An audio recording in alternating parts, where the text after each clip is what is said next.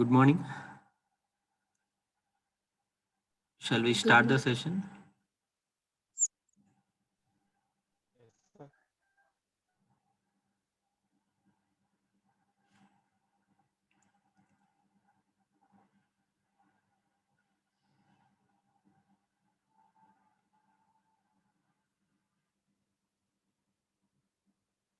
So PPT కనిపిస్తుందా?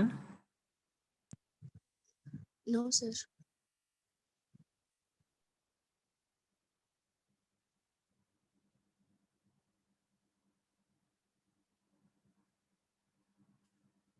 ఇప్పుడు కనిపిస్తుందా?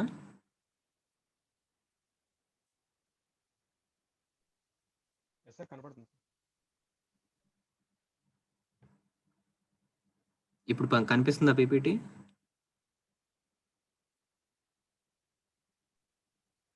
Yes, sir, కనపడుతుంది.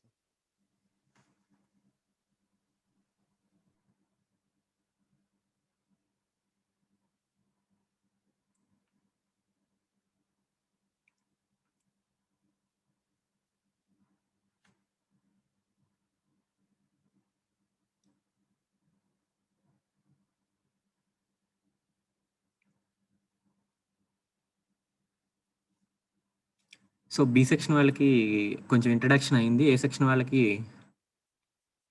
సో ఏ ఇంట్రడక్షన్ అవ్వలేదు. సో ఒకసారి బి సెక్షన్ వాళ్ళకి కవర్ అవ్వండి ఇప్పుడు చెప్తాను.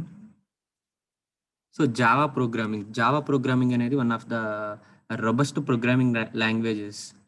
ఇప్పటికి కూడా జావాకి ఏమాత్రం క్రేజ్ తగ్గలేదు. డిఫరెంట్ కొత్త ప్రోగ్రామింగ్ లాంగ్వేజెస్ ఎన్ని వచ్చినా సరే జావాకున్న ఆ స్ట్రెంగ్త్ జావాకుంది. సో జావా అనేది one of the basic language to get a software engineering job.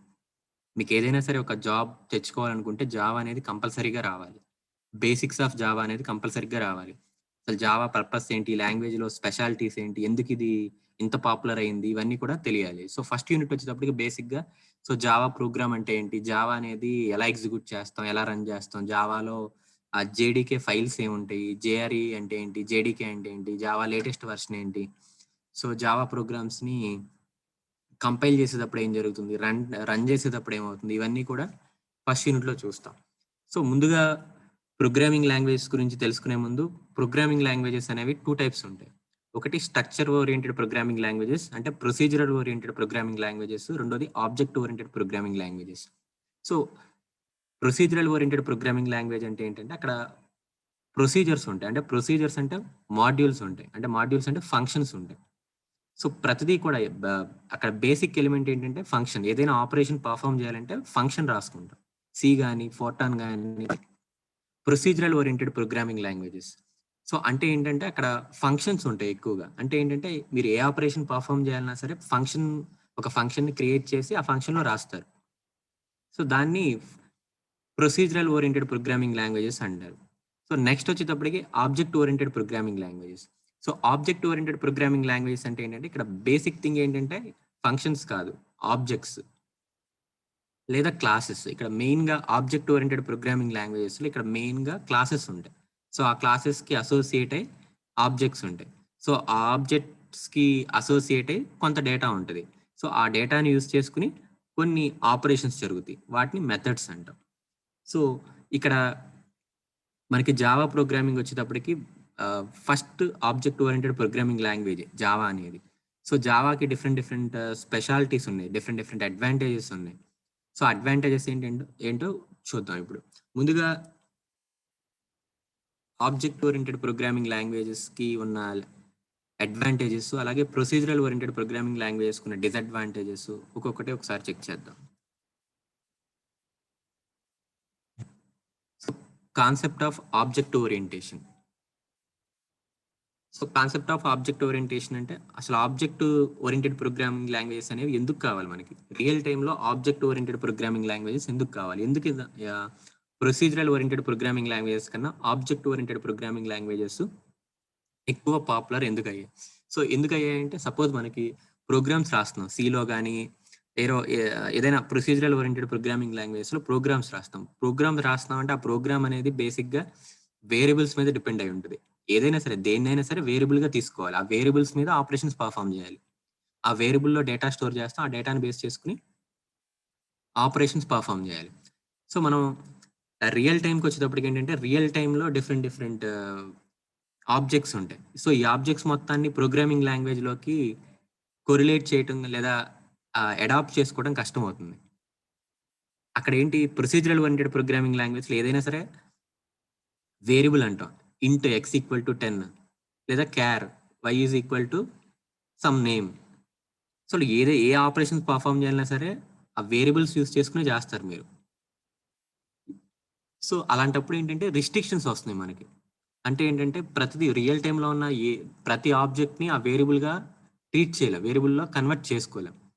So, అలాంటి ప్రాబ్లమ్స్ ఉన్నాయి కొన్ని.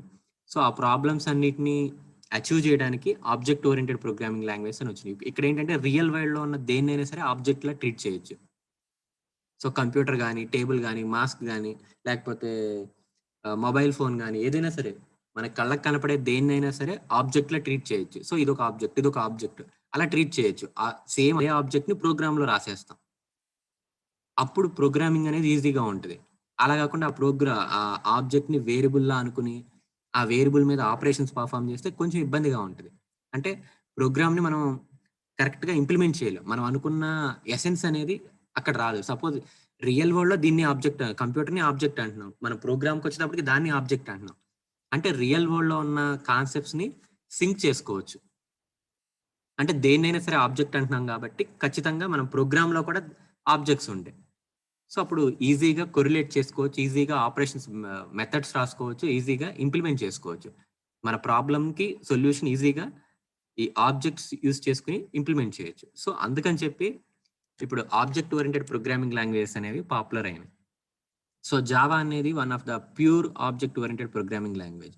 సో, జావాలో ఏముంటాయంటే క్లాసెస్ ఉంటాయి. అంతకు మించి ఏమి ఉండవు. ఏదైనా సరే క్లాసే. ఆ క్లాస్‌లో ఆబ్జెక్ట్స్ ఉంటాయి. ఆ ఆబ్జెక్ట్స్ మీద డేటా ఉంటది. ఆ డేటాని యూజ్ చేసుకొని మెథడ్స్ రాస్తాం. సో, మెయిన్ కాన్సెప్ట్ ఇది. జావాలో గాని, ఎనీ ఆబ్జెక్ట్ ఓరియెంటెడ్ ప్రోగ్రామింగ్ లాంగ్వేజెస్‌లో మెయిన్‌గా స్ట్రక్చర్ ఎలా ఉంటదంటే, ఒక క్లాస్ ఉంటుంది. ఆ క్లాస్‌లో ఆబ్జెక్ట్స్ ఉంటాయి. ఆ ఆబ్జెక్ట్‌కి సంబంధించిన డేటా ఏదో ఉంటుంది. సో, ఆ డేటాని బేస్ చేసుకొని మెథడ్స్ రాస్తాం. సో, బేసిక్‌గా ఆబ్జెక్ట్ ఓరియెంటెడ్ ప్రోగ్రామింగ్ స్ట్రక్చర్ ఇలా ఉంటుంది.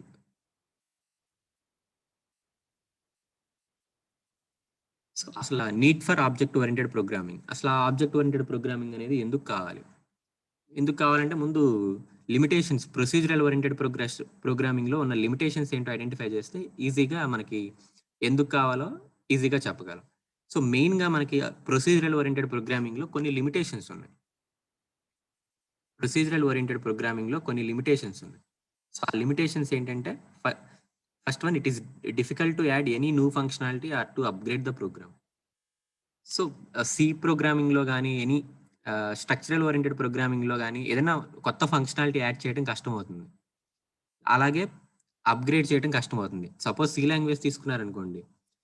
సో, 1972నో ఎప్పుడో సి లాంగ్వేజ్ ఇన్వెంట్ చేశారు. సో, అప్పటి నుంచి కొత్త ఫీచర్స్ ఏమి యాడ్ చేయలేదు. డెన్నిస్ రిచ్ సిని ఎలా ఇన్వెంట్ చేశాడో 90% ఆఫ్ ఫీచర్స్ ఇప్పటికి అవే ఉన్నాయి. కొత్తగా ఏమి యాడ్ చేయలేదు. ఎందుకంటే, ఆ ప్రోగ్రామింగ్ లాంగ్వేజ్‌ని అప్‌డేట్ చేయడం కొంచెం కష్టంగా ఉంటుంది. సో, కొత్త ఫీచర్‌ని ఈజీగా అడాప్ట్ చేసుకోలేం. సో, అది మెయిన్ డ్రాబ్యాక్. నెక్స్ట్ ఏంటంటే functions have unrestricted access to the global data. Suppose అక్కడ మీరు సి ప్రోగ్రామింగ్‌లో ఫంక్షన్ రాసారనుకోండి. ఆ ఫంక్షన్‌కి సంబంధించిన డేటాని ఆ ప్రోగ్రామ్‌లో ఏదైనా యాక్సెస్ చేసుకోవచ్చు. అంటే రిస్ట్రిక్షన్స్ ఏమీ లేవు. ఫంక్షన్‌కి అది పబ్లిక్‌గా యూజ్ చేసుకోవాలా, ప్రైవేట్‌గా యూజ్ చేసుకోవాలా, లేదా ప్రొటెక్టెడ్‌గా యూజ్ చేసుకోవాలన్న కాన్సెప్ట్ సి ప్రోగ్రామింగ్‌లో లేదు. సింపుల్‌గా ఫంక్షన్‌ని డిక్లేర్ చేస్తాం, కాల్ చేసుకుంటాం, డిఫైన్ చేసుకుంటాం. అంతే తప్ప ఈ ఫంక్షన్‌ని వీళ్ళు యూజ్ చేసుకోవాలి, ఈ ఫంక్షన్‌ని రిస్ట్రిక్టెడ్ యూజర్సే యూజ్ చేసుకోవాలన్న కాన్సెప్ట్ ఎక్కడా లేదు. అది main second disadvantage. Next one ఏంటంటే, importance is given to the operation on data rather than data ఇట్‌సెల్ఫ్. సో, అక్కడ సి ప్రోగ్రామింగ్‌లో మనం ఏం చేస్తామంటే, ఆపరేషన్ జరిగిందా లేదా? C is equal to A plus b జరిగిందా లేదో చూస్తాం. ఒక ఫంక్షన్ ఎగ్జిక్యూట్ అయిందో లేదో చూస్తాం. అవుట్‌పుట్ వచ్చిందో లేదో చూస్తాం. అంతేగాని C is equal to A plus B అంటే ఏ వాల్యూ 10 ఇచ్చామా, 20 ఇచ్చామా, లేదా 40 ఇచ్చామా, 50 ఇచ్చామా అనేది ఐడెంటిఫై చేసుకోం. అంటే డేటాకి ఎక్కువ వాల్యూ ఇవ్వం మనం. జస్ట్ వేరియబుల్స్‌కి, ఫంక్షన్స్‌కి ఇస్తాం. అంతే తప్ప ఆ వేరియబుల్‌లో ఏ టైప్ ఆఫ్ డేటా యూజ్ చేసాం, ఎలాంటి డేటా యూజ్ చేసాం అన్న దాని మీద అంత ఇంపార్టెన్స్ ఉండదు. కానీ ఇక్కడ ఆబ్జెక్ట్ ఓరియెంటెడ్ ప్రోగ్రామింగ్ లాంగ్వేజెస్‌కొచ్చేటప్పటికి ఈ డిసడ్వాంటేజెస్ అన్నిటిని ఓవర్‌కమ్ చేశారు. సో, మెయిన్‌గా 3 డిసడ్వాంటేజెస్ చెప్తున్నారు. ఫస్ట్ వన్ ఏంటంటే కొత్త ప్రోగ్రామ్స్‌ని యాడ్ చేయడం కష్టం. అలాగే ఫంక్షన్స్ అనేవి రిస్ట్రిక్షన్ ఏమీ లేదు. యాక్సెసింగ్ అనేది రిస్ట్రిక్షన్స్ ఏమీ లేవు. పబ్లికా, ప్రైవేటా, ప్రొటెక్టా ఆ కాన్సెప్ట్ ఏమీ లేదు. నెక్స్ట్ వన్ ఏంటంటే ఇక్కడ మెయిన్‌గా ఫంక్షన్స్‌కి ఎక్కువ వాల్యూ ఇస్తున్నారు. ఆ ఫంక్షన్స్‌లో యూజ్ చేసిన డేటా కన్నా ఫంక్షన్స్‌కి ఎక్కువ వాల్యూ ఇస్తున్నారు. సో, ఈ 3 డిసడ్వాంటేజెస్ మెయిన్‌గా ప్రొసీజరల్ ఓరియెంటెడ్ ప్రోగ్రామింగ్‌కి మెయిన్ డిసడ్వాంటేజెస్ ఈ 3.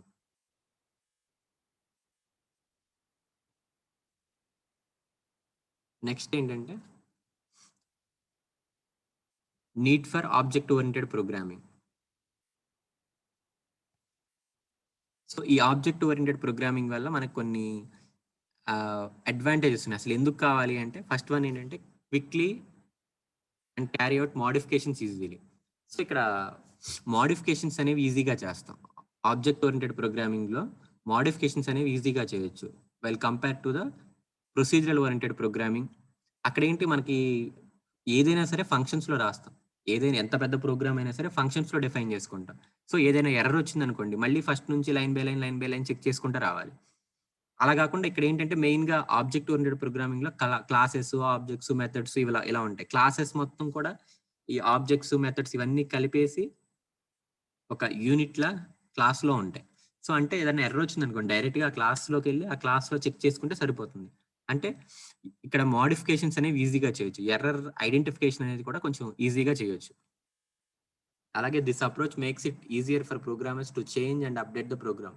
అదే ఆ ప్రోగ్రామ్స్‌ని అప్డేట్ చేయడం. అంటే ఎడిట్ చేసుకోవడం గాని, సంథింగ్ ఏదైనా ఎర్రర్ ఉంటే దాన్ని రెక్టిఫై చేసుకోవడం గాని, ఇంకా అడిషనల్ మెథడ్స్‌ని యాడ్ చేయడం గాని, ఇలాంటివన్నీ కూడా ఇక్కడ ఆబ్జెక్ట్ ఓరియెంటెడ్ ప్రోగ్రామింగ్‌లో ఈజీగా చేయొచ్చు.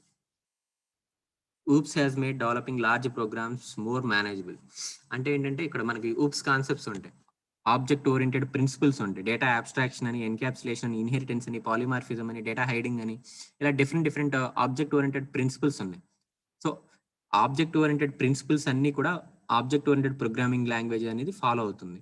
సో, అంటే ఆహ్, మనకి ప్రోగ్రామ్‌ని ఈజీగా మేనేజ్ చేసుకోవచ్చు. లేదా ఇక్కడ లార్జ్ ప్రోగ్రామ్స్ ఉంటాయి. అంటే lines of code suppose addition of 2 numbers ఉంది. సిలో ప్రోగ్రామ్ రాసారు. జావాలో ప్రోగ్రామ్ రాసారు. సో, లైన్స్ ఆఫ్ కోడ్ అనేది జావాలో తక్కువగా ఉంటుంది. While compare to the C language. Procedural oriented ప్రోగ్రామింగ్‌లో లైన్స్ ఆఫ్ కోడ్ చాలా ఎక్కువ ఉంటుంది. జావాతో కంపేర్ చేస్తే చాలా ఎక్కువుంటుంది. అదే జావాలో అయితే లైన్స్ ఆఫ్ కోడ్ కూడా తగ్గుతుంది. అంటే లైన్స్ ఆఫ్ కోడ్ తక్కువుంటే మనం ఈజీగా ఐడెంటిఫై చేయొచ్చు ఎక్కడ ఏముంది అనేది. సో, అది మెయిన్ అడ్వాంటేజ్. సో, వీటన్నిటిని బేస్ చేసుకొని బేసిక్‌గా ఒక 5 అడ్వాంటేజెస్ చెప్తున్నారు. ఆబ్జెక్ట్ ఓరియెంటెడ్ ప్రోగ్రామింగ్ లాంగ్వేజెస్‌ని యూజ్ చేయటం వల్ల మనకొచ్చే అడ్వాంటేజ్ ఏంటంటే రీయూజబిలిటీ. రీయూజబిలిటీ. సో, రీయూజబిలిటీ ఏంటంటే ఒక మెథడ్‌ని డిఫైన్ చేసుకున్నాం అనుకోండి. ఆ మెథడ్‌ని మళ్ళీ యూజ్ చేసుకుంటాం. సేమ్ అదే కోడ్ మళ్ళీ రాయకుండా ఆ మెథడ్‌ని యూజ్ చేసుకోవచ్చు. సో, దాన్ని రీయూజబిలిటీ అంటాం. సో, జావాకి ఉన్న ఫీచర్ ఏంటంటే రీయూజబిలిటీ. జావానే కాదు any other object oriented programming లాంగ్వేజ్‌కి మెయిన్ ఉన్న ఫీచర్ ఏంటంటే రీయూజబిలిటీ. Next modular structure. అంటే ఇక్కడ ప్రతిదీ కూడా క్లాస్‌లా డిఫైన్ చేస్తాం. మెయిన్ క్లాస్ ఉంటది. దానికి సంబంధించి అసోసియేటెడ్ సబ్ క్లాసెస్ చాలా ఉంటాయి. ఏదైనా సరే క్లాస్‌లో ఉంటది. క్లాస్ అనేది ఒక మాడ్యూల్‌లా ట్రీట్ చేస్తాం. సో, మాడ్యులర్ స్ట్రక్చర్‌ని ఫాలో అవుతుంది. Easy to maintain and upgrade. So, కొత్త వెర్షన్స్ జావాలో డిఫరెంట్ వర్షన్స్ వచ్చినాయి. జావా 1 నుంచి 1.0, 2.0 దగ్గర నుంచి ఇప్పుడు 16 లేటెస్ట్ వెర్షన్ 16 అంటే అప్‌గ్రేడ్స్ అనేవి ఈజీగా జరుగుతున్నాయి. అదే సి లాంగ్వేజ్‌లో అయితే అప్‌గ్రేడ్స్ ఏమీ లేవు. మన చిన్నప్పుడు ఎలా ఉందో ఇప్పటికి అలాగే ఉంది. ఆ ప్రోగ్రామింగ్ లాంగ్వేజ్‌లో కొత్త ఫీచర్స్ ఏమీ రాలేదు. జావాలో అయితే కొత్త ఫీచర్స్ అన్ని యాడ్ చేసుకుంటూ, అప్‌డేట్ చేసుకుంటూ వస్తున్నారు. అంటే అప్‌డేషన్ అనేది ఈజీగా ఉంది ఇక్కడ. అలాగే ఈజీగా మెయింటైన్ చేసుకోవచ్చు కూడా. అలాగే ఇన్‌హెరిటెన్స్. సో, ఇక్కడ మెయిన్‌గా మీకు ఇన్‌హెరిటెన్స్ అంటే తెలుసు. సూపర్ క్లాస్ నుంచి సబ్ క్లాస్‌కి ప్రాపర్టీస్‌ని అడాప్ట్ చేసుకుంటే దాన్ని ఇన్‌హెరిటెన్స్ అంటారు. సో, దాని గురించి నెక్స్ట్ వస్తది. Next data hiding. So, data hiding అంటే మనకు కావాలి డేటా అబ్స్ట్రాక్షన్ ఎన్‌క్యాప్సులేషన్ దగ్గర వస్తుంది. డేటా ఎన్‌క్యాప్సులేషన్ దగ్గర. సో, అంటే ఏంటంటే మనకు కావాల్సిన డేటాని వ్యూ చేస్తుంది. సపోజ్ ఒక క్లాస్ ఉందనుకోండి. ఆ క్లాస్‌లో డిఫరెంట్ ఆబ్జెక్ట్స్ ఉన్నాయి. సో, ఆ ఆబ్జెక్ట్స్‌లో మనకి ఏ ఆబ్జెక్ట్ కావాలో ఆ ఆబ్జెక్టే వస్తది. డిఫాల్ట్‌గా 3 ఆబ్జెక్ట్స్ ఉన్నాయి. 3 ఆబ్జెక్ట్స్ డిస్‌ప్లే అవ్వవు. 3లో మనకి ఏది కావాలో అదే డిస్‌ప్లే అవుతుంది. అంటే డేటా హైడింగ్ అనే కాన్సెప్ట్ అనేది ఆబ్జెక్ట్ ఓరియెంటెడ్ ప్రోగ్రామింగ్స్ అనేవి ఫాలో అవుతాయి. మెయిన్ అడ్వాంటేజెస్ ఏంటంటే reusability, modularity, maintainability, inheritance and data hiding. ఈ ఈ 5 కూడా ఆబ్జెక్ట్ ఓరియెంటెడ్ ప్రోగ్రామింగ్ లాంగ్వేజ్‌కి ఉన్న main features. Main advantages. So next characteristics of object oriented programming. So main characteristics ఏంటి? ఒక ఒక లాంగ్వేజ్‌ని ఆబ్జెక్ట్ ఓరియెంటెడ్ ప్రోగ్రామింగ్ లాంగ్వేజ్ అనాలంటే మెయిన్‌గా ఏమేమి ఉండాలి? ఫస్ట్ క్యారెక్టరిస్టిక్స్ ఏంటంటే data abstraction. Next one encapsulation. Next one inheritance. So ఈ 3 కూడా main OOPs principles. Object oriented principles చెప్తాం. సో ఆబ్జెక్ట్ ఓరియెంటెడ్ ప్రిన్సిపల్స్‌లో ఈ 3 కూడా మెయిన్‌గా ఉంటాయి. డేటా అబ్స్ట్రాక్షన్ గాని, ఎన్‌క్యాప్సులేషన్ గాని, ఇన్హెరిటెన్స్ గాని. So first one data abstraction. So data abstraction అంటే ఏంటి? ఆల్రెడీ మీకు C++లో వచ్చి ఉంటాయి. So what do you mean by data abstraction? Already B section వాళ్ళకి చెప్పాను.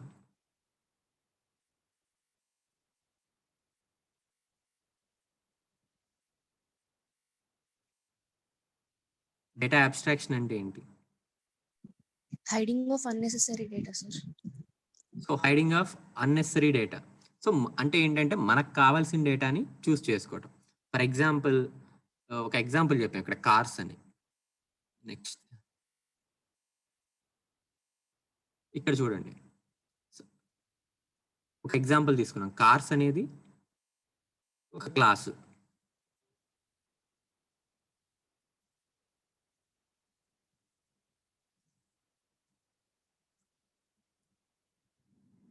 ఇక్కడ క్లాస్‌ని డిఫైన్ చేశాను నేను. ఒక క్లాస్‌ని డిఫైన్ చేశాను. ఆ క్లాస్ నేమ్ ఏంటంటే కార్స్. ఈ క్లాస్‌లో డిఫరెంట్ ఆబ్జెక్ట్స్ ఉన్నాయి. ఇక్కడ 3 ఆబ్జెక్ట్స్‌ని క్రియేట్ చేస్తున్నాను నేను. ఆ 3 ఆబ్జెక్ట్స్ ఏంటంటే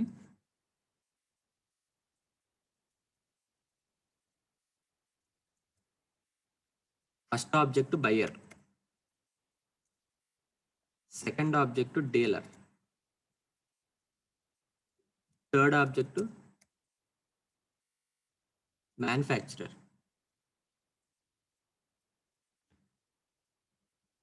ఇలా 3 ఆబ్జెక్ట్స్ క్రియేట్ చేశాను.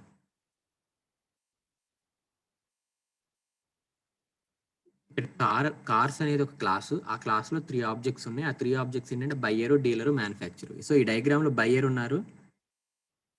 ఈ డయాగ్రామ్‌లో బయ్యర్ ఉన్నారు. అలాగే డీలర్ ఉన్నారు. అలాగే ఇంకో మ్యానుఫ్యాక్చరర్ ఉన్నారనుకోండి. అంటే 3 ఆబ్జెక్ట్స్ క్రియేట్ చేసాం. సో బయ్యర్ ఎలా ఆలోచిస్తాడు? ఒక కారు పర్చేస్ చేయాలనుకోండి. బయ్యర్ అంటే కారు కొనుక్కునేవాడు. సో కారు కొనుక్కునేవాడు ఏం ఆలోచిస్తాడు మెయిన్? కార్ కలర్ ఏంటి? మహా అయితే కార్ కలర్ ఏంటి? ఇది 4 సీటరా? 5 సీటరా? లేదా ఆన్ రోడ్ ప్రైస్ ఎంత? లేదా ఇంజిన్ కెపాసిటీ ఎంత? ఇవన్నీ ఆలోచిస్తాడు బయ్యర్. బయ్యర్‌కుండే ఫీచర్స్ అవి. అట్రిబ్యూట్స్ అవి. అదే డీలర్‌కి వచ్చామనుకోండి. డీలర్ అనే ఆబ్జెక్ట్ తీసుకున్నాం అనుకోండి. ఆ డీలర్ వాడెలా ఆలోచిస్తాడంటే ఈ కార్ అమ్మితే మనకు ప్రాఫిట్ ఎంత? మనకెంత కమిషన్ వస్తది? డీలర్ ఇవన్నీ ఆలోచిస్తాడు. సో డీలర్ ఫంక్షనాలిటీస్ ఇవి. సపోజ్ మ్యానుఫ్యాక్చరర్ ఉన్నారనుకోండి. అంటే హోండా కంపెనీ ఉందనుకోండి. ఆ కంపెనీలో కార్లు మ్యానుఫ్యాక్చర్ చేసేవాళ్ళు ఉన్నారు. సో ఆ మ్యానుఫ్యాక్చరర్ వాళ్ళేం ఆలోచిస్తారంటే 30 డేస్‌లో ఈ కార్‌ని డెలివర్ చేయాలి.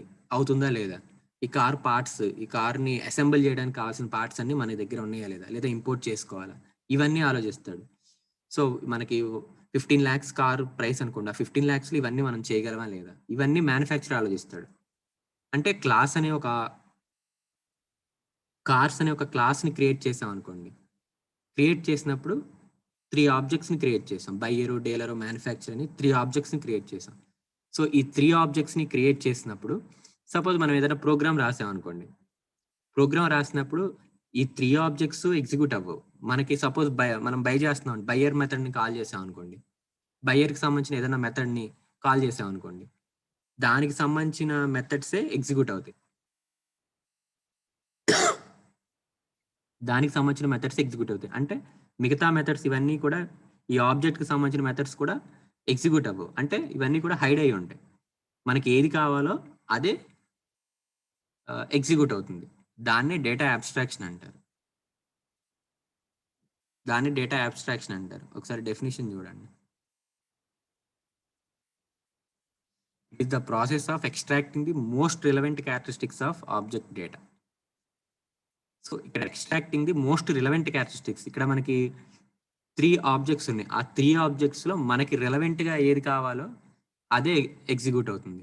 ఇక్కడ బయ్యర్ కావాలంటే బయ్యర్‌ది డేటా, డీలర్‌కి సంబంధించిన మెథడ్స్ కావాలంటే డీలర్‌కి సంబంధించినవి, మ్యానుఫ్యాక్చర్‌కి సంబంధించింది ఎగ్జిక్యూట్ అవ్వాలంటే దానికి సంబంధించినవి. సో ఏది మనం ప్రోగ్రామింగ్‌లో మన అప్లికేషన్‌కి ఏది కావాలో అదే ఎగ్జిక్యూట్ అవుతుంది. అదే కాల్ చేయబడుతుంది. సో దాన్నే డేటా అబ్స్ట్రాక్షన్ అంటున్నాం. అర్థమైందా? సింపుల్‌గా చెప్పాలంటే మనకి ఏది కావాలో దాన్ని ఎగ్జిక్యూట్ చేయటం, దాన్ని కాల్ చేసుకోవటం. మనకేది అవసరం లేదో వాటిని హైడ్ చేయటం. దాన్ని డేటా అబ్స్ట్రాక్షన్ అంటారు. అర్థమైందా?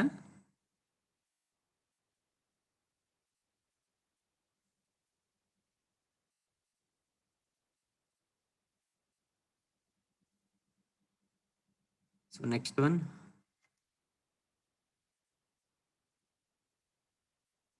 encapsulation. So what do you mean by encapsulation?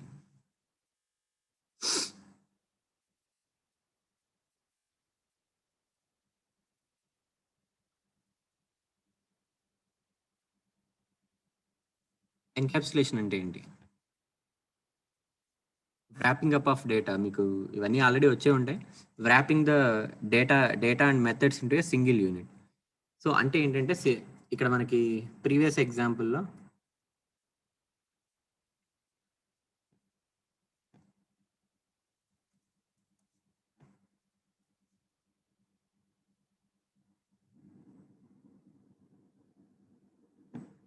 ఒక్క నిమిషం.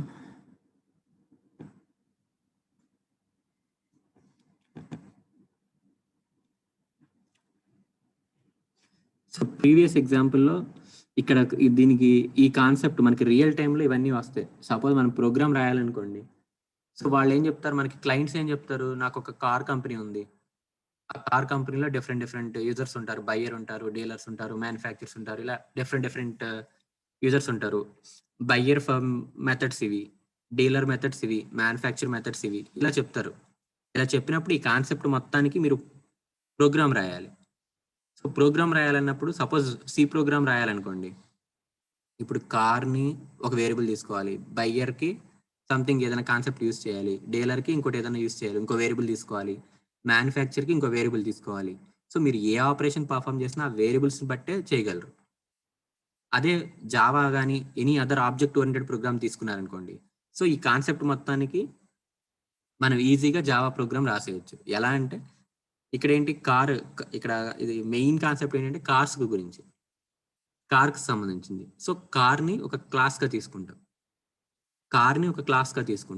సో ఆ క్లాస్‌లో మిగతాయన్నీ వస్తున్నాయి మనకి. బయ్యర్ గాని, డీలర్ గాని, మ్యానుఫ్యాక్చర్ గాని, కలర్ గాని, లేకపోతే 4 సీటరా, 5 సీటరా గాని, ఇంజిన్ పవర్ గాని, ప్రాఫిట్ గాని, లేకపోతే కమిషన్ గాని, పార్ట్స్ అన్నీ ఉన్నాయా లేదా గాని, ఇవన్నీ కూడా ఆ కార్‌కి సంబంధించిన కాన్సెప్ట్‌లో వస్తుంది.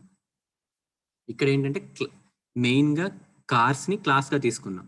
సో దాంట్లో సపోజ్ ఇక్కడ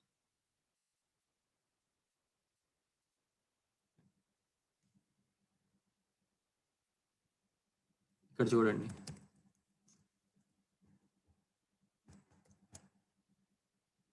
ఇక్కడ కార్‌ని క్లాస్‌గా తీసుకున్నాం. మీరు ప్రోగ్రామ్ జావా ప్రోగ్రామ్ రాయాలనుకోండి. కార్‌ని క్లాస్‌గా తీసుకున్నారు. సంథింగ్ ఏదో ప్రింట్ఎఫ్‌లు, స్కాన్ఎఫ్ లాంటివి ఏవో ఉంటాయి. అవన్నీ ఉన్నాయి. సో ఇక్కడ మనకి ఆబ్జెక్ట్స్‌ని క్రియేట్ చేసుకోవాలనుకోండి. Object one buyer.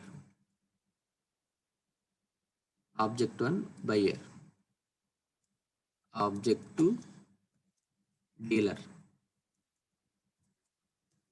సింటాక్స్ ఇది కాదు. సింటాక్స్ వేరేది ఉంటది. సింపుల్‌గా మీకు అర్థం కావడానికి చెప్తున్నాను. మ్యానుఫ్యాక్చర్. సో ఇలా ఆబ్జెక్ట్స్ క్రియేట్ చేసాం. సో ఈ బయ్యర్ అనే ఆబ్జెక్ట్ మీద ఏదన్నా మెథడ్స్ ఉంటాయి. బయ్యర్ అనే ఆబ్జెక్ట్‌కి సంబంధించిన ఏమన్నా మెథడ్స్ ఉంటే మెథడ్స్ ఎగ్జిక్యూట్ అవుతాయి. డీలర్కి సంబంధించిన మెథడ్స్ రాస్తున్నాను. అలాగే మ్యానుఫ్యాక్చర్ సంబంధించిన మెథడ్స్ రాస్తున్నాను. ప్రోగ్రామ్ అయిపోయింది, క్లోజ్ చేశాను.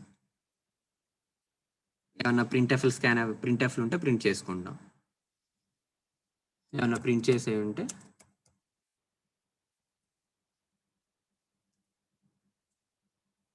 ప్రింట్ చేసుకుంటాం. సో ఇది సింపుల్గా ఒక ఈ కాన్సెప్ట్ మొత్తానికి ఒక జావా ప్రోగ్రామ్ రాసామంటే సింపుల్గా రాసేయచ్చు. ఆబ్జెక్ట్ ఇది buyer, object dealer. So real టైంలో ఉన్న వాటిని ఈజీగా మన ప్రోగ్రామింగ్లో ఈజీగా కన్వర్ట్ చేసేయచ్చు, సింపుల్గా చెప్పేయచ్చు. ఇక్కడ అర్థమైందా? మనం రియల్ టైంలో ఉన్నవన్నీ కూడా మనం ఈజీగా అడాప్ట్ చేసుకోవచ్చు, కొరిలేట్ చేసుకోవచ్చు. మన ప్రోగ్రామ్కి రియల్ టైంలో ఉన్న టాస్క్ని కొరిలేట్ చేసుకోవచ్చు. అప్పుడు ప్రోగ్రామ్ రాయడం ఈజీ అవుతుంది. సో ఇక్కడ చూడండి, మెయిన్గా క్లాస్ ఉంటుంది. ఆ క్లాస్లో ఓపెన్ చేసాం, క్లోజ్ చేసాం. సో అన్నీ కూడా దాంట్లోనే ఉంటాయి. మనకి సి ప్రోగ్రామింగ్లో మనకి మెయిన్ మెథడ్ ఉంటుంది. సి ప్రోగ్రామింగ్లో మనకి ఇలా మెయిన్ మెథడ్ ఉంటుంది.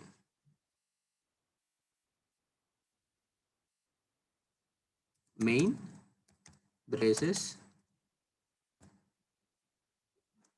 ప్రింట్ఎఫ్లు, స్కాన్ఎఫ్లు ఇవన్నీ ఉంటాయి. మనకి సి ప్రోగ్రామింగ్లో కాన్సెప్ట్ ఇలా ఉంటుంది, మెయిన్ బ్రేసెస్ మధ్యలో ఉంటుంది. సో ఇక్కడ జావాకి వచ్చేటప్పటికి ఏదైనా సరే క్లాస్లోనే డిఫైన్ చేసుకుంటాం. కార్ అనే క్లాస్ ఉంది, ఆ క్లాస్కి సంబంధించినవన్నీ డిఫైన్ చేసుకుంటాం. సో ఆ కార్లో సంబంధించిన ఆబ్జెక్ట్స్ కానీ, మెథడ్స్ కానీ, లేదా డేటా కానీ ఏదైనా సరే కార్ అనే క్లాస్లోనే డిఫైన్ చేసుకుంటాం. అంటే ఏంటంటే ఇది మొత్తం ఒక యూనిట్లో ఉంది, చూసారా? కార్ అనేది ఒక క్లాస్గా తీసుకుంటే ఇవంతా కూడా ఈ ఆబ్జెక్ట్స్ కానీ, మెథడ్స్ కానీ ఇవన్నీ కూడా ఒక యూనిట్లో ఉన్నాయి. అంటే విత్ ఇన్ ద బ్రేసెస్ ఉన్నాయి. సో దాన్నే ఎన్క్యాప్సులేషన్ అంటాం. అంటే మొత్తాన్ని wrapping the data and methods. So మనకి కావాల్సిన డేటాని, మెథడ్స్ని, ఆబ్జెక్ట్స్ని ఒక యూనిట్ లాగా ఉంటే, యూనిట్ లా ట్రీట్ చేస్తే దాన్ని ఎన్క్యాప్సులేషన్ అంటాం. సో ఇక్కడ చూడండి, కార్ అనే క్లాస్లో అన్నీ వచ్చినాయి. ఇదంతా ఒక యూనిట్. సపోజ్ ఏరోప్లేన్, ఇంకో క్లాస్ తీసుకున్నాను అనుకోండి, నేను ఏరోప్లేన్ అనేది. ఇంకో క్లాస్ తీసుకుంటే క్లాస్ ప్లేన్ కానీ ట్రైన్ తీసుకున్నారనుకోండి సింపుల్గా. సో దాంట్లో ట్రైన్కి సంబంధించిన డేటా మొత్తం దీంట్లో ఉంటుంది. అంటే ఏంటి, ట్రైన్కి సంబంధించిన డేటా మొత్తం ఒక యూనిట్లో ఉంది, కార్కి సంబంధించిన డేటా మొత్తం ఒక యూనిట్లో ఉంది. సపోజ్ ఇంకేమైనా తీసుకున్నారనుకోండి, కారు, సపోజ్ బస్సెస్ తీసుకున్నాం అనుకోండి.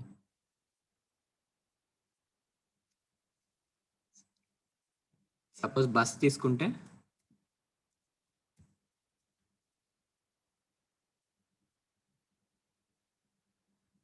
క్లాస్ బస్ సంథింగ్, దానికి సంబంధించిన డేటా క్లోజ్ చేస్తాం. సో బస్సుకి సంబంధించిన డేటా మొత్తం ఒక యూనిట్లో ఉంది, ట్రైన్కి సంబంధించిన డేటా మొత్తం ఒక యూనిట్లో ఉంది, కార్కి సంబంధించిన డేటా మొత్తం ఒక యూనిట్లో ఉంది. సో ఇలా మనం ప్రోగ్రామింగ్ని ఇంప్లిమెంట్ చేయడాన్ని డేటా ఎన్క్యాప్సులేషన్ అంటాం. అంటే మొత్తం ఒక యూనిట్లా ట్రీట్ చేస్తాం. ఆ క్లాస్కి సంబంధించినవన్నీ కూడా ఒక యూనిట్లా ట్రీట్ చేస్తాం. కార్స్ సంబంధించినంతా ఇక్కడ ఉంటుంది, ఒక యూనిట్లా ఉంటుంది. ట్రైన్స్ సంబంధించిన మొత్తం ఒక యూనిట్లా ఉంటుంది. బస్సెస్ సంబంధించినంతా ఒక యూనిట్లా ఉంటుంది. సో ఇది ఆబ్జెక్ట్ ఓరియంటెడ్ ప్రోగ్రామింగ్ వల్ల మెయిన్ అడ్వాంటేజ్. సపోజ్ ఇక్కడ సి ప్రోగ్రామ్ తీసుకున్నారనుకోండి, సో రియల్ టైంలో ఇక్కడ కార్ అంటున్నాం, డీలర్ అంటున్నాం, బైర్ అంటున్నాం. సో ఈ రియల్ టైంలో ఇక్కడ సి ప్రోగ్రామ్కి వచ్చేటప్పటికి వీటిని కొరిలేట్ చేసుకోలేం. కొరిలేషన్ అనేది కష్టం అవుతుంది, అంటే మ్యాప్ చేసుకోలేం, ఒకదానికొకటి మ్యాప్ చేసుకోలేం. అదే ఇక్కడ జావాలో కానీ ఎనీ అదర్ ఆబ్జెక్ట్ ఓరియంటెడ్ ప్రోగ్రామింగ్లో అయితే ఈజీగా మ్యాప్ చేసుకోగలం. సో బస్కి సంబంధించిన డేటా, కార్కి సంబంధించిన డేటా, ట్రైన్కి సంబంధించిన డేటా, ట్రైన్కి సంబంధించిన మెథడ్స్. సో ప్రోగ్రామింగ్ అనేది ఈజీ అవుతుంది, కొరిలేషన్ అనేది ఈజీగా అవుతుంది. సో రియల్ టైంలో దేన్నైనా సరే ఆబ్జెక్ట్గా తీసుకోగలం. సో ఆ అడ్వాంటేజ్ని యూజ్ చేసుకుని ఈ ఆబ్జెక్ట్ ఓరియంటెడ్ ప్రోగ్రామింగ్ లాంగ్వేజ్ని డిజైన్ చేశారు. అర్థమైందా? డేటా ఎన్క్యాప్సులేషన్ అంటే ఇది మొత్తం ఒక యూనిట్లా ట్రీట్ చేయడం. డేటా అబ్స్ట్రాక్షన్ అంటే ఇక్కడ బయ్యర్, డీలర్, మ్యానుఫ్యాక్చర్ ఉన్నారు. సో ఈ 3లో మనకి ఏది కావాలో అదే ఎగ్జిక్యూట్ అవుతుంది. సో దాన్ని డేటా అబ్స్ట్రాక్షన్ అంటారు. డేటా ఎన్‌క్యాప్సులేషన్ అంటే ఇలా ఒక్కొక్క యూనిట్‌లా ట్రీట్ చేస్తాం. అది డేటా ఎన్‌క్యాప్సులేషన్.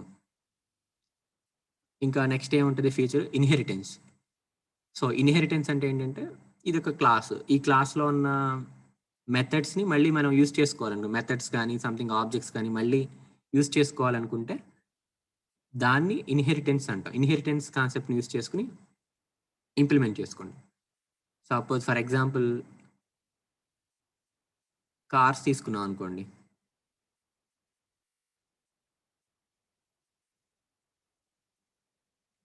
సపోజ్ కార్ తీసుకున్నాం అనుకోండి. సో కార్‌లో డిఫరెంట్ టైప్స్ ఆఫ్ కార్స్ ఉంటాయి. సో ఆ కార్స్ ఏంటంటే డిఫరెంట్ టైప్స్ ఆఫ్ కార్స్ ఉంటాయి. సపోజ్ వెన్యూ అని, లేదా క్రెటా అని, లేదా బలీనో అని, లేదా ఇంకేముంటాయి హోండా సిటీ అని, లేకపోతే షిఫ్ట్ అని, లేదా డిజైర్ అని.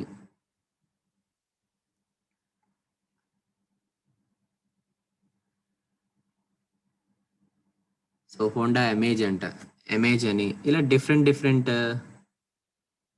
కార్స్ ఉంటాయి. సో ఈ కార్స్‌లో మెయిన్ మెథడ్ ఏదో ఉండుంటది. అంటే ఏంటంటే కార్ కెపాసిటీ అనుకోండి. కెపాసిటీ అనేది ఒక మెథడ్ అనుకోండి. కార్ కెపాసిటీ గానీ, కార్స్ సీటింగ్ గానీ, సంథింగ్ ఏదైనా ఒక మెథడ్ తీసుకున్నాం అనుకోండి. సో ఆ మెథడ్ అనేది ఈ కార్స్ అన్నిట్లో ఉంటది. వెన్యూ కార్ తీసుకున్నాం అనుకోండి. వెన్యూలో ఆ మెథడ్ ఉంటది. క్రెటాలో ఉంటది. బెలీనోలో ఉంటది. సిటీలో ఉంటది. షిఫ్ట్‌లో ఉంటది. డిజైర్‌లో ఉంటది. సో కార్స్ అన్నిటిలో కూడా ఆ మెథడ్ ఉంటది. సో అలాంటప్పుడు ఏంటి ఇక్కడ కార్స్ అనే క్లాస్‌లో ఆ మెథడ్ ఉంటది. ఆ మెథడ్‌ని దీంట్లో యూజ్ చేసుకోవచ్చు, దీంట్లో యూజ్ చేసుకోవచ్చు, దీంట్లో యూజ్ చేసుకోవచ్చు. అన్నిట్లో యూజ్ చేసుకోవచ్చు. అలాంటప్పుడు ఏంటి ఇక్కడ రాసిన కోడే ఇక్కడ యూజ్ చేసుకోవచ్చు. రీయూజబిలిటీ. ఇక్కడ రాసిన కోడే ఇక్కడ మళ్ళీ యూజ్ చేసుకోవచ్చు. సో మళ్ళీ రాయకుండా ఇన్హెరిటెన్స్ అనే కాన్సెప్ట్ యూజ్ చేసుకొని ఇంప్లిమెంట్ చేసుకోండి. ఇక్కడున్న మెథడ్‌నే ఇక్కడ యూజ్ చేసుకుంటాం. దాన్ని ఇన్హెరిటెన్స్ అంటాం. ఇక్కడున్న ప్రాపర్టీస్‌ని ఇక్కడ ఇన్హెరిట్ చేసుకుంటాం. అంటే అడాప్ట్ చేసుకుంటాం. మళ్ళీ దీనికి కోడ్ రాయకుండా సేమ్ దాన్ని కాల్ చేసుకుంటే సరిపోతుంది. దాన్ని ఇన్హెరిటెన్స్ అంటాం.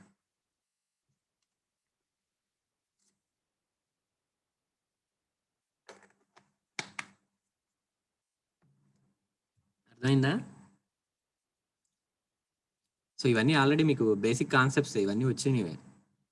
కాకపోతే క్లారిటీగా చూడండి. దేన్ని అబ్స్ట్రాక్షన్ అంటారు, దేన్ని ఎన్‌క్యాప్సులేషన్ అంటారు. సో దేన్ని ఇన్హెరిటెన్స్ అంటారు, దేన్ని పాలిమార్ఫిజం అంటారు. ఇంకా పాలిమార్ఫిజం అంటే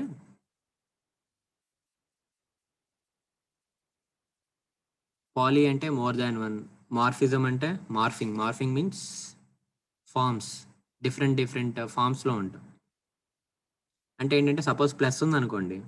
ప్లస్ అనేది ఎడిషన్‌కి యూజ్ చేయొచ్చు. సేమ్ అలాగే ప్లస్ అనేది కంకాటినేషన్‌కి యూజ్ చేయొచ్చు. స్టార్‌ని ఇంకో పర్పస్‌కి ఏదైనా యూజ్ చేయొచ్చు. లేదా ప్యాకేజెస్‌ని ఇంపోర్ట్ చేసుకునేటప్పుడు యూజ్ చేస్తాం. యుటిల్ డాట్ స్టార్ అని. లేదా మనకి మల్టిప్లికేషన్ చేయడానికి స్టార్ సింబల్ యూజ్ చేస్తాం. అంటే ఒక కీవర్డ్, ఒక ఆపరేటర్ అనేది డిఫరెంట్ పర్పస్‌లకి యూజ్ చేస్తున్నాం. సేమ్ ఆపరేటర్ డిఫరెంట్ పర్పస్‌లకి యూజ్ చేస్తున్నాం. సో దాన్నే పాలిమార్ఫిజం అంటారు. ఒకడే ఇద్దరిలా యాక్ట్ చేయడు. దాన్నే పాలిమార్ఫిజం అంటారు. సో ఇవన్నీ కూడా ఏంటంటే main characteristics of object oriented programming. So ఏదైనా సరే మీరు ఒక లాంగ్వేజ్‌ని ఆబ్జెక్ట్ ఓరియెంటెడ్ ప్రోగ్రామింగ్ లాంగ్వేజ్ అనాలంటే ఖచ్చితంగా ఈ ఫీచర్స్ అన్నీ ఉండాలి. ఫస్ట్‌ది డేటా అబ్స్ట్రాక్షన్. అంటే మనకు కావాల్సిందే ఎగ్జిక్యూట్ అవ్వటం. మిగతాయన్నీ హైడింగ్‌లో ఉంటాం. Next one encapsulation. అంటే ఏంటంటే ఇలా కార్స్‌కి సంబంధించింది మొత్తం ఒక యూనిట్‌లా, ట్రైన్స్‌కి సంబంధించింది మొత్తం ఒక యూనిట్‌లా, బసెస్‌కి సంబంధించింది మొత్తం ఒక యూనిట్‌లా. సో అన్నీ కూడా ఒక యూనిట్‌లా ట్రీట్ చేయటం. క్లాస్‌కి సంబంధించిన మెథడ్స్ గానీ, ఆబ్జెక్ట్స్ గానీ, డేటా గానీ అదంతా కూడా ఒక యూనిట్‌లా ఆ క్లాస్‌లో ఉంటుంది. సో దాన్ని డేటా అబ్స్ట్రాక్షన్ అంటాం. అలాగే ఇన్హెరిటెన్స్ అంటే సూపర్ క్లాస్ నుంచి సబ్ క్లాస్‌కి ప్రాపర్టీస్‌ని ఇన్హెరిట్ చేసుకోవటం, అడాప్ట్ చేసుకోవటం.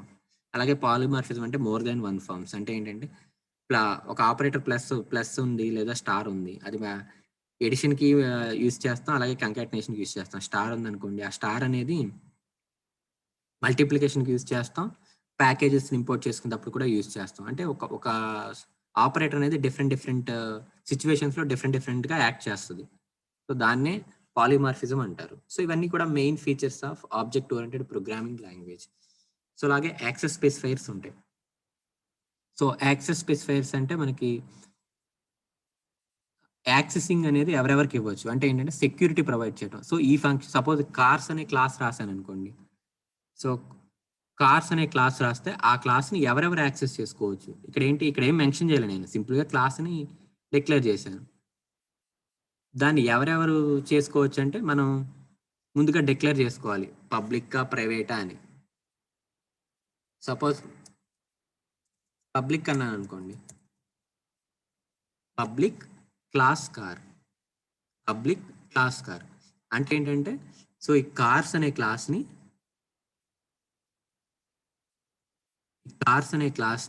పబ్లిక్గా యూస్ చేసుకోవచ్చు. అంటే ఎవరైనా సరే ఈ కంటెంట్ని యాక్సెస్ చేసుకోవచ్చు. ఈ మెథడ్స్ కానీ ఈ ఆబ్జెక్ట్స్ కానీ ఈ ఆబ్జెక్ట్స్లో ఉన్న డేటాని కానీ పబ్లిక్గా ఎవరైనా సరే యూస్ చేసుకోవచ్చు. ఈ ట్రైన్ క్లాస్ కానీ బస్ క్లాస్ కానీ ఎవరైనా సరే దీన్ని యాక్సెస్ చేసుకోవచ్చు. పబ్లిక్ అంటే అది. వీటిని యాక్సెస్ స్పెసిఫైర్స్ అంటారు. పబ్లిక్, ప్రైవేటు, ప్రొటెక్టెడ్, డిఫాల్ట్ ఇవన్నీ C++లో ఉంటాయి. సో పబ్లిక్ అంటే ఇది. అలాగే ప్రైవేట్, సపోజ్ దేనైనా సరే ప్రైవేట్గా డిక్లేర్ చేసాం అనుకోండి, private class bus. So private bus అనే క్లాస్ని ప్రైవేట్గా యూస్ చేసుకుంటాం. అంటే ప్రైవేట్గా యూస్ చేసుకోవటం అంటే ఈ బస్సుకు సంబంధించిన డేటాని ఎవరు యూస్ చేసుకోకూడదు. ఈ క్లాస్ తప్ప, బస్ అనే క్లాస్ తప్ప దీనికి సంబంధించిన డేటాని ఎవరు యాక్సెస్ చేసుకోలేరు ప్రైవేట్ అని ఇస్తే. దాన్ని యాక్సెసింగ్ కంట్రోల్ చేయడం అంటే ఏంటంటే సెక్యూరిటీని ప్రొవైడ్ చేయడం. సపోజ్ సమ్ సెన్సిటివ్ డేటా ఏమైనా ఉందనుకోండి, ఆ డేటాను బస్సుకి సంబంధించిన సమ్ సెన్సిటివ్ డేటా సంథింగ్ ఏదైనా ఉందనుకోండి, సో ఆ డేటాని ఎవరు యాక్సెస్ చేసుకోకూడదు. అలాంటప్పుడు మేము దీన్ని ప్రైవేట్గా ఇస్తాం. Private class bus, public class car. అలాగే ప్రొటెక్టెడ్ ఉంటుంది. సపోజ్ ట్రైన్ అనే క్లాస్ని ప్రొటెక్టెడ్గా తీసుకున్నాం అనుకోండి,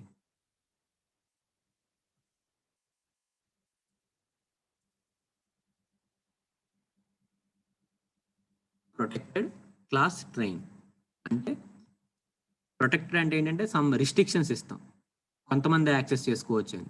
ప్రైవేట్ అంటే ఎవరు యాక్సెస్ చేసుకోకూడదు, పబ్లిక్ అంటే అందరూ యాక్సెస్ చేసుకోవచ్చు. ప్రొటెక్టెడ్ అంటే ఏంటంటే రిస్ట్రిక్షన్, కొంతమంది యాక్సెస్ చేసుకోవచ్చు, వీళ్ళు యాక్సెస్ చేసుకోవచ్చు, వీళ్ళు యాక్సెస్ చేసుకోకూడదు అని డిఫైన్ చేసుకుంటాం. అంటే ఏంటంటే ఇక్కడ ప్రొటెక్టెడ్ క్లాస్ ట్రైన్ అన్నాం అనుకోండి, ఈ క్లాస్లో ఉన్న డేటాని యూస్ చేసుకోవచ్చు, ఆ క్లాస్ యూస్ చేసుకోవచ్చు. అలాగే ఆ క్లాస్తో పాటు ఆ ప్యాకేజ్లో ఉన్న సబ్ క్లాసెస్ కానీ లేకపోతే ఆ క్లాస్కి సంబంధించిన డేటాని మాత్రం యూస్ చేసుకోవచ్చు. అంటే ఏంటంటే మనం జావాలో ప్యాకేజెస్ని ఇంపోర్ట్ చేసుకుంటాం. ఇంపోర్ట్ చేసుకున్నప్పుడు ఆ ప్యాకేజీకి సంబంధించిన క్లాసెస్ కానీ మెథడ్స్ కానీ మనం యాక్సెస్ చేసుకోవచ్చు. ఇక్కడ రిస్ట్రిక్షన్ ఏంటంటే బయట ప్రోగ్రామ్స్ ఏవి యాక్సెస్ చేసుకోలేవు. ప్రొటెక్టెడ్ అని ఇస్తే బయట ప్రోగ్రామ్స్ కానీ బయట క్లాసెస్ కానీ యాక్సెస్ చేసుకోలేవు. ఆ ప్యాకేజీకి సంబంధించిన క్లాసెస్ మాత్రమే యాక్సెస్ చేసుకుంటాయి. దాన్ని ప్రొటెక్టెడ్ అంటాం.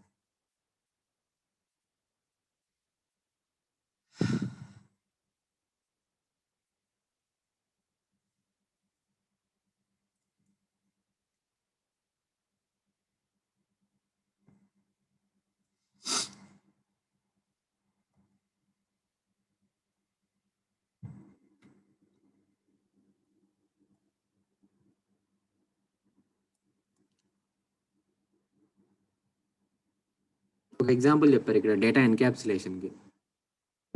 Medical record, patient medical record. So a పేషెంట్కి సపోజ్ ఒక హాస్పిటల్ తీసుకున్నారు అనుకోండి, ఒక హాస్పిటల్లో డిఫరెంట్ పేషెంట్స్ వస్తారు. ప్రతి పేషెంట్కి ఒక మెడికల్ రికార్డ్ మెయింటైన్ చేస్తారు. సో ఆ పేషెంట్ ఐడితో మెడికల్ రికార్డ్ జనరేట్ చేస్తారు. సో ఆ పేషెంట్కి డిఫరెంట్ డిసీజెస్ ఉంటాయి. సో లాస్ట్ మంత్ వచ్చినప్పుడు ఫీవర్ వచ్చింది, నెక్స్ట్ మంత్ వచ్చినప్పుడు కాఫ్ వచ్చింది, నెక్స్ట్ మంత్ వచ్చినప్పుడు జాయింట్ పెయిన్స్ వచ్చినాయి, నెక్స్ట్ మంత్ వచ్చినప్పుడు కరోనా వచ్చింది. సో ఇలా ప్రతి డిసీజ్ని నోట్ చేస్తారు. ఆ యూజర్కి సంబంధించి ప్రతి పేషెంట్కి సంబంధించి ప్రతి డిసీజ్ని నోట్ చేస్తారు. సో ఆ నోట్ చేస్తే అది మొత్తాన్ని ఒక మెడికల్ రికార్డులో ట్రీట్ చేస్తాం. సో ప్రతి పేషెంట్కి కూడా ఒక మెడికల్ రికార్డు ఉంటుంది. సో ఆ మెడికల్ రికార్డ్ అనేది ప్రైవేట్ డేటా. సో ఎవరు పడితే వాళ్ళు యాక్సెస్ చేసుకోలేరు.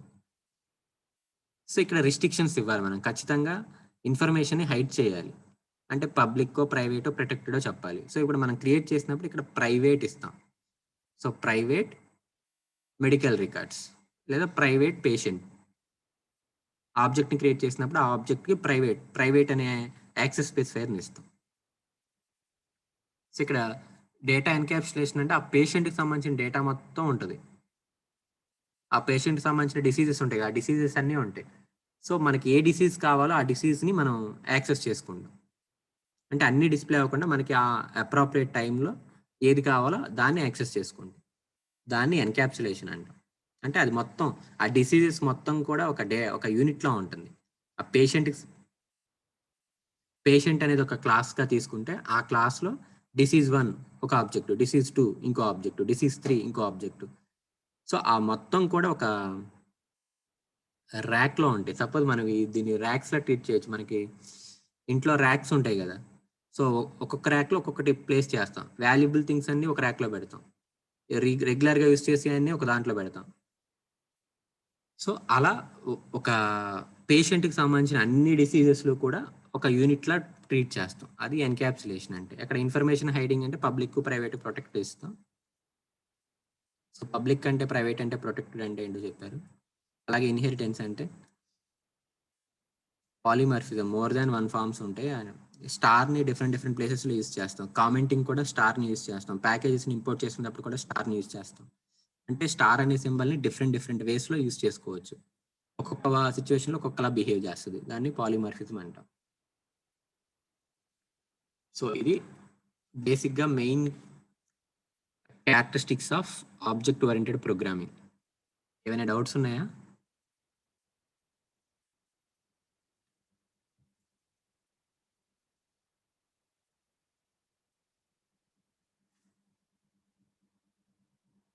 ఆల్రెడీ బి సెక్షన్ వాళ్ళకి ఇదంతా అయిపోయింది. జస్ట్ ఏ సెక్షన్ వాళ్ళకి అవ్వలేదని చిన్న రివిజన్.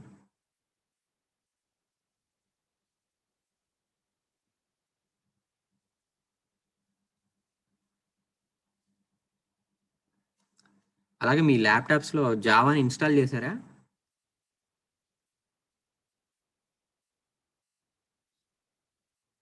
సో ఏ సెక్షన్ వాళ్ళు ఆల్రెడీ ఆ ఇన్‌స్టాలేషన్ ప్రాక్టికల్‌గా చూసారు. బి సెక్షన్ వాళ్ళకి ఆన్‌లైన్‌లో చెప్పాను. ఎలా ఇన్‌స్టాల్ చేయాలి? స్టెప్స్ ఏంటి అనేది.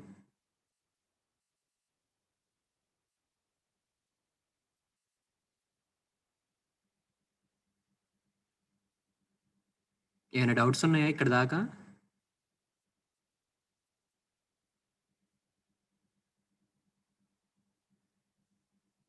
So next concept cohesion, coupling ఇవన్నీ కూడా మొన్న చెప్పాను బి సెక్షన్ వాళ్ళకి. అవి నెక్స్ట్ క్లాస్‌లో చెప్తాను మీకు.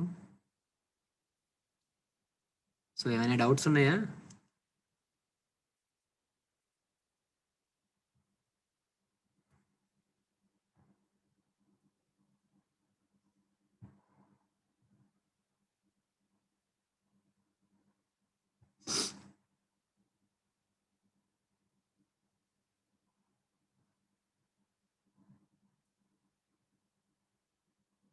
సో డౌట్స్ ఏమీ లేకపోతే we can wind up the session. So thank you. మిగతా కాన్సెప్ట్స్ అన్ని నెక్స్ట్ క్లాస్‌లో చెప్తాను.